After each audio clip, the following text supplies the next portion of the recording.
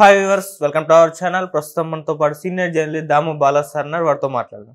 నమస్కారం సార్. నమస్తే. సార్, శంకర్ గారి డైరెక్షన్ లో కమల్ హాసన్ గారు హీరోగా వచ్చిన భారతీయుడు మూవీకి సీక్వెల్ భారతీయుడు 2 ఇవాళ ప్రేక్షకుల ముందుకు రావడం చూస్తున్నాం సార్. మరి ఈ మూవీ పరిస్థితి ఏ విధంగా ఉంది, ఎలా ఉంది సార్ మీ రివ్యూ ఏంటి సినిమాపై? శంకర్ తీసిన భారతీయుడు 1996లో అది వచ్చింది. అది పెద్ద హిట్ అయ్యి తర్వాత కల్ట్ మూవీగా మారింది. అందులో ముఖ్యంగా అప్పుడు కమల్ హాసన్ గెటప్ అనేది అందరినీ షాక్ గురి చేసింది. అట్లాగే శంకర్ సినిమాలు అన్నిట్లో కూడా ఉండే ఒక థీమ్, ఒక సోషల్ ప్రాబ్లము, దాని చుట్టూ ఒక గ్రాండ్ విజువల్స్, మంచి రొమాన్సు, సాంగ్సు, కామెడీ, ఇటువంటి ఒక కమర్షియల్ ప్యాకేజ్ అనేది జెంటిల్ మ్యాన్ దగ్గర నుంచి శంకర్ సినిమాల్లో ఉండే ఒక ఫార్ములాగా మనం చెప్పుకోవచ్చు. ఆ మొత్తం శంకర్ సినిమాల్లో కూడా భారతీయుడు ఒక విలక్షణమైన సినిమా. అది అప్పట్లో పెద్ద హిట్ అయింది. మళ్ళీ అదే థీమ్తో అపరిచితుడు కూడా ఆల్మోస్ట్ అదే థీమ్తో తీశాడు, అది కూడా పెద్ద హిట్ అయింది. సో 96లో తీసి అంటే 28 ఏళ్ల తర్వాత మళ్ళీ శంకర్ ఇప్పుడు రిలీజ్ చేశాడు ఈ సినిమాని. యాక్చువల్గా ఇది 2017లో మొదలైంది ఈ సినిమా, కానీ కరోనా కావచ్చు, మధ్యలో యాక్సిడెంట్ కావచ్చు, రకరకాల కారణాలతో దీన్ని పక్కన పెట్టి Ram Charan film game changer ఎక్కిచ్చారు. మళ్ళీ ప్రొడ్యూసర్లు గొడవ చేస్తే ఇది ముందుకు వచ్చింది. సో ఈ సినిమా ఎలా ఉంది, ఒక మంచి హైప్తో రిలీజ్ అయింది. ఎలా ఉందని చూసినప్పుడు దీంట్లో యాక్టర్స్ కమల్ హాసన్, సిద్ధార్థ, కాజల్, తర్వాత రకుల్ ప్రీత్ సింగ్, బాబీ సింహ, ఎస్జే సూర్య, మన బ్రహ్మానందం ఒక స్పెషల్ రోలు, చనిపోయిన వివేక్, సముద్రకని, ఇలాగ చాలా పెద్ద కాస్టింగే ఉంది. ఇక క్రూ విషయానికి వస్తే శంకర్ డైరెక్షను, తర్వాత ప్రొడ్యూసర్లు ఇద్దరు దీనికి, Lyca production and red giant. Lyca చాలా బిగ్ ప్రొడక్షన్, మనకు తెలుసు, రజనీకాంత్తో అనేక సినిమాలు చేశారు. ఇక రెడ్ జైంట్ ఏమో ఉదయనిధి స్టాలిన్ ముఖ్యమంత్రి కొడుకుది. ఈ ఇద్దరు కలిసి, అంటే సుభస్కరన్ లైకాది, ఇతనేమో ఉదయనిధి ఏమో రెడ్ జైంట్, ఇద్దరు కలిసి చేశారు. ఇక మ్యూజిక్ అనిరుద్ధ్ రవిచంద్రన్, తను ఈ మధ్య వెరీ పాపులర్ అయ్యాడు. జవాన్కి కానీ, అంతకుముందు జైలర్కి కానీ, వీటికి అంత పెద్ద హిట్లు ఇచ్చాడు. మన తెలుగులో కూడా చాలా సినిమాలు చేశాడు. ఇక కెమెరామెన్ రవి వర్మన్, తర్వాత దీనికి ఎడిటింగ్ కూడా శ్రీకర్ ప్రసాద్, అక్కినేని శ్రీకర్ ప్రసాద్, తెలుగుడే కానీ చాలా మణిరత్నం సినిమాలకంతా కూడా ఆయనే చేశాడు. సో ఇక కథలో వెళ్తే ఇది కథ పెద్ద చేంజ్ ఏం లేదు, అవినీతికి సంబంధించిన కథ ఇది అందరికీ తెలుసు. అయితే అవినీతిని కాంటెంపరీ టెక్నాలజీ ఇవన్నీ చేంజ్ అయినాక ఈ 28 ఏళ్లలో అనేక మార్పులు వచ్చాయి. సో అవినీతి పద్ధతిలో కూడా మార్పులు వచ్చాయి, టెక్నాలజీ చేంజ్ వచ్చినాక. సో ఈ అవినీతిని ఆయన పేరు అరవిందన్, సిద్ధార్థ క్యారెక్టరు. సో ఆ అబ్బాయి నీతిగా జీవించాలనుకొని తనకి కొన్ని జరుగుతాయి. సో అవినీతి చేయాల్సిన పరిస్థితి ఏర్పడుతుంది, కానీ తను చేయడు. తల్లిదండ్రులు కూడా అవినీతి చేయమనే ప్రోత్సహిస్తారు. సో ఆ కాంటెక్స్లో ఈ అబ్బాయి సిన్సియర్గా తనకు జరిగిన వాటిని, అట్లాగే ఇతరులకు తను చూసిన వాటిని వెబ్కాస్టింగ్ ద్వారా సోషల్ మీడియాలో పోస్ట్ చేయడం మొదలు పెడతాడు. దానివల్ల ఎదుర్కొన్న ప్రాబ్లమ్స్ ఏంటి, సో దీనికి మన వల్ల కాదు, ఈ అవినీతిని ఎదుర్కోవడానికి ఎవరో రావాలి అనుకున్నప్పుడు ఎవరు ఉన్నారు అంటే, ఒకప్పుడు ఉండేవాళ్ళు ఒక ఆయన, పెద్ద ఆయన అని ఈయన చెప్పడం, దాంతో కమ్బ్యాక్ ఇండియన్ అనే ఒక హ్యాష్ట్యాగ్ వైరల్ అయిపోవడం. సో ఈయన సేనాపతి, ఈ సేనాపతి ఏమో హాంకాంగ్లో ఉంటాడు, 100 ఏళ్ళు దాటి ఉంటాయి. సో తను మర్మకళని అక్కడ నేర్పిస్తుంటాడు. సో సేనాపతి ఇండియాకి రావడం, ఇక్కడ అవినీతి పరుల ఆట ఎలా కట్టించాడు, దాంతో రియాక్షన్ ప్రజల్లో ఎలా వచ్చింది, ఇది బేసిక్గా ఇది. ఫైనల్గా దీన్ని థర్డ్ పార్టీ కూడా చూడమని ట్రైలర్ కూడా ఫైనల్ దీంట్లో పెట్టారు. ఇది బేసిక్గా కథ చెప్పుకోవాలంటే. అంటే కథగా చెప్పినప్పుడు పెద్ద ఇదేమి లేదు, అవినీతి పరుల ఆట కట్టించడమే కథ. కాకపోతే స్క్రీన్ ప్లే, ఇట్లాంటి వాటికి స్క్రీన్ ప్లే చాలా ఇంపార్టెంట్. ఎందుకంటే కథ సింపుల్గా ఉన్నప్పుడు స్క్రీన్ ప్లే ఇంట్రెస్టింగ్ ఉండాలి.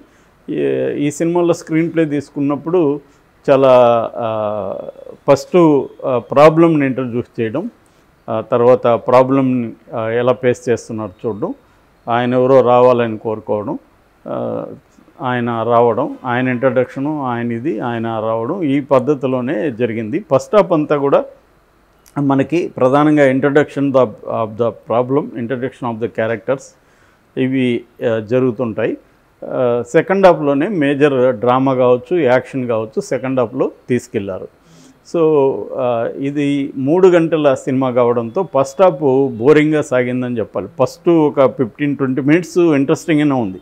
అంటే శంకర్ కైండ్ ఆఫ్ సినిమా ఎలా ఉంటుందో అలా ఉంది. ఆ తర్వాత బోరింగ్ ప్రాబ్లం అంటే రిపిటేషను, తర్వాత ప్రిడిక్టబుల్ సీన్లు, అవే సీన్లు బోరింగ్గా లాగడం, అంటే 2 నిమిషాల్లో చెప్పాల్సిన దాన్ని 10 నిమిషాల్లో చెప్పడం, ఇలాగా మనకి సాగదీత అంటారు కదా, అలా నిజానికి ఇది 3 గంటల్లో ఉండాల్సిన సినిమా కాదు.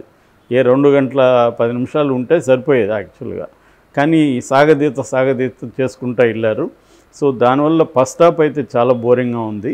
సెకండ్ హాఫ్ కొద్దిగా పర్వాలేదు, కానీ ఓవరాల్గా అయితే స్క్రీన్ ప్లే ఇంట్రెస్టింగ్ అయితే లేదు. సో మనకి ఫస్ట్ సినిమా భారతీయుడు సినిమాలో ఉన్నది ఏంటంటే ఎమోషన్ కనెక్షన్. అక్కడ కమల్ హాసన్ క్యారెక్టర్ ఏంటి, తను ఒక స్వతంత్ర సమరయోధుడే కాకుండా తను పర్సనల్గా కరప్షన్ని చూస్తాడు. తన కూతురు కరప్షన్కి బలైపోతుంది. సో తన కూతురు ఆనందం కోసం డబ్బుతో, రూపాయి నోట్లతో పడవలు చేసిన కమల్ హాసన్ తండ్రి అదే కూతురు చనిపోతుంటే కూడా అవినీతి చేయడానికి, కరప్షన్కి ఒప్పుకోడు. సో అందువల్ల ఆ క్యారెక్టర్ వర్కౌట్ అయింది అక్కడ. ఆ ఎమోషనల్ దాంతో మనం కనెక్ట్ అవుతాం, ఒక తండ్రితో మనం కనెక్ట్ అవుతాం. సో అట్లాగే తన కొడుకు అవినీతి పరుడైనప్పుడు కొడుకునైనా కూడా విడిచిపెట్టని ఒక సిన్సియర్ స్వతంత్ర సమరయోధుడు అన్న క్యారెక్టరైజేషన్ అక్కడ వర్కౌట్ అయింది. కానీ ఇక్కడ అటువంటి ఎమోషన్ కనెక్ట్ అవ్వలేదు కమల్ హాసన్తో. సో అది మేజర్ ప్రాబ్లం ఈ కథలో, ఈ థీమ్లో మేజర్ ప్రాబ్లం. రెండోది కమల్ హాసన్ గెటప్ అప్పుడు అక్కడ ఫస్ట్ సినిమాలో నేచురల్గా ఉంది. మనకి ఒక ఏజ్డ్ కమల్ హాసన్ అంటే నేచురల్. ఇక్కడ పిచ్చి గెటప్స్ అంతా చేసి అది కామెడీ వస్తుంది తప్ప అతను చూస్తే సీరియస్ ఫీల్ రావట్లేదు. అన్ని ఎందుకు గెటప్స్, అది కమల్ హాసన్ పైత్యమా, శంకర్ పైత్యమా? కమల్ హాసన్కి ఇటువంటి పైత్యాలు ఉంటాయి. అందుకనే మన మణిరత్నం ఒక ఇంటర్వ్యూలో చెప్పాడు, కమల్ హాసన్ కానీ వదిలేస్తే అతను ఇష్టం వచ్చినట్టు చేసేస్తాడు, అతన్ని కంట్రోల్ చేసుకుంటూ రావాలి మనం అని. అది ఫెయిల్ అయినట్టు కనబడుతుంది. కమల్ హాసన్ పిచ్చి గెటప్స్ అంతా దీనికి వర్కౌట్ అవ్వలేదు. సో అట్లాగే ఆయన బేర్ బాడీ చూపించడం, ఎందుకంటే కమల్ హాసన్ 100 ఏళ్ళు దాటేసిన వ్యక్తి ఈ కథ ప్రకారం. సో 100 ఏళ్ళు దాటేసిన వ్యక్తి ఈ ఫైట్లంతా చూస్తుంటే మనకి అది అబ్నార్మల్గా విచిత్రంగానే అనిపిస్తుంది. దానికి శంకర్ కూడా ఏదో రీజన్ ఇచ్చాడు, చైనాలో ఇప్పటికి కూడా మార్షల్ ఆర్ట్ నేర్పిస్తున్నారు. ఉండొచ్చు. నేను కూడా ఒక 105 ఏళ్ల స్వామిని, మఠాధిపతిని, శివశంకర స్వామిని ఆయన ఇంటర్వ్యూ చేసిన. 105 ఏళ్ళకు కూడా ఆయన మెమరీకి బాగానే ఉంది, మాట్లాడాడు నాతో. అట్లాంటి వాళ్ళు ఎక్సెప్షన్గా ఉంటారు తప్ప అది కనెక్ట్ అవ్వడం కష్టంగా అనిపించింది ఈ సినిమాలో. అట్లాగే మిగతా సిద్ధార్థ క్యారెక్టర్ కూడా మేకప్ ఇదిగా ఉంది. కమల్ హాసన్ కూడా మేకప్ అనేది తెలిసిపోతూ ఆడ్గా ఉంది. తర్వాత ఈ సినిమాలో ఏది వర్కౌట్ అవ్వలేదని చెప్పచ్చు. అంటే ఆర్టిస్టులు పెద్దగా, క్యారెక్టర్లు పెద్దగా ఇంట్రెస్టింగ్గా లేవు. కమల్ హాసన్ది పెద్దగా ఇంట్రెస్టింగ్ లేదు. తర్వాత మ్యూజిక్ అయితే ఇంకా ఘోరంగా ఉంది. రవిచంద్రన్ ఎందుకు ఇలా చేశాడా అనిపిస్తుంది, అతనికి ఇంట్రెస్ట్ లేదా అనిపిస్తుంది. పాటలన్నీ కూడా బోరింగ్గా ఉన్నాయి. మనకు తెలుసు భారతీయులు ఎంత పెద్ద పాటలు ఎట్లా హిట్ అయినాయి. ఈ దీంట్లో మ్యూజిక్ ఒకటి బాగా లెట్ డౌన్ చేసింది. కెమెరా వర్క్ పర్లేదు, రవివర్మన్ కెమెరా వర్క్ బాగుంది. మేజర్గా శంకర్ డైరెక్షన్ అనేది ఫెయిల్యూర్ అని చెప్పచ్చు ఈ సినిమాకి. శంకర్ ఇంట్రెస్ట్గా చేయలేదా, లేకపోతే ఆయన పని అయిపోయిందా? ఎందుకంటే రోబో తర్వాత శంకర్కి హిట్లు లేవు. స్నేహితుడు అని ఒకటి 3 Idiots రీమేక్ చేశాడు, కానీ అది కూడా పెద్దగా ఆడలేదు. సో ఇది కూడా ఇంట్రెస్ట్ లేకుండా ఏదో ప్రొడ్యూసర్ల కోసం చుట్టేశాడా అన్నట్టుంది. రెండవ ఆస్పెక్ట్ ఏంటంటే దీనికి మళ్ళీ థర్డ్ ఎందుకు అనవసరం? సెకండ్లోనే కంప్లీట్ చేసి ఉంటే నీట్గా ఉండేది. మళ్ళీ థర్డ్ పెట్టి థర్డ్లో ఇంట్రెస్టింగ్ సీన్లు అంతా ఈ మధ్య ఏం జరుగుతుంది, పాన్ ఇండియా సినిమాలంతా మనం చూస్తున్నాం. ఫస్ట్ పార్ట్ ఏదో చుట్టేస్తూ ఉంటారు, అలా నడుస్తూ ఉంటుంది, ఎండ్లో ఒక ట్విస్ట్ ఇస్తారు, ఇంకొకటి చూడమంటారు. కల్కి కూడా అంతే కదా, కల్కి కూడా అంత లెంగ్త్ అవసరమే లేదు సినిమాకి. లాగారు ఒక ట్విస్ట్ ఇచ్చారు, నెక్స్ట్ పార్ట్ చూడండి అన్నారు. సో ఈ బాహుబలి ఫార్ములాని అందరూ ఈ మధ్య ఫాలో అవుతున్నారు. శంకర్ కూడా అదే చేశాడు. అదే పులిని చూసి నక్కవాత పెట్టుకున్న సామెత గుర్తుకొస్తుంది ఇక్కడ. నిజానికి థర్డ్ పార్ట్ అవసరం లేదు ఈ సినిమాకి, మళ్ళీ థర్డ్ పార్ట్ చూడండి రా అన్నట్టుగా ఆ ట్రైలర్ వదిలేరు. సో దీని ఎఫెక్ట్ చూస్తారో లేదు తెలియదు. ఓవరాల్గా తీసుకుంటే ప్లస్లు చెప్పాలంటే కమల్ హాసన్ అగైన్ ఆయన గెటప్పులు బాగాలేకపోయినా యాక్టింగ్ అయితే బ్రహ్మాండంగా చేశాడు Kamal Haasan, no doubt. So అందువల్లే కొద్దిగా మనం అక్కడక్కడ చూద్దాం అనిపించినా కూడా అది ఉంది. రెండవది యాక్షన్ సీక్వెన్సెస్ ఒక 4-5 ఉన్నాయి ఓవరాల్గా, ఇవి కొంత బాగానే ఉన్నాయి. కాకపోతే అవి కూడా స్ట్రెచ్ చేశారు, అంటే చాలేరా బాబు అన్నట్టుగా మనకు అనిపిస్తూ ఉంటుంది.